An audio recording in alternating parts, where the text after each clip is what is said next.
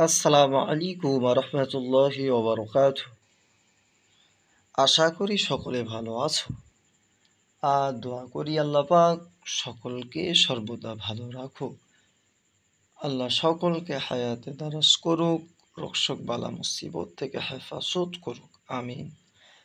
আজকের আলোচনা করব আল্লাহ পাকের কুদরতি নাম ইয়া আলিমু, এই নামের ফজিলত।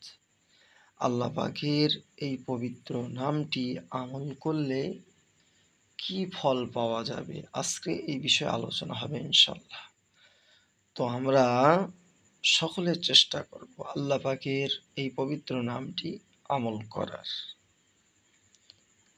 কেতাবের ভিতরে আসছে আল্লাহ পাকের এই পবিত্র নাম ইয়া আলিমু,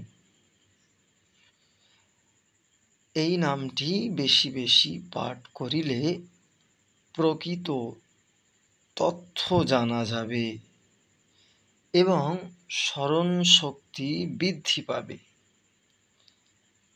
তাহলে আমরা এই আল্লাহ পাকের কুদরতি নামটা আমল করব, বিশেষ করে যাদের স্মরণ শক্তি একটু কম আছে তারা যদি আল্লাহ পাকের এই কুদরতি নাম ইয়া আলিমু, এই নামটি আমল করে, তাহলে আল্লাহ পাক রব্বুল আলামিন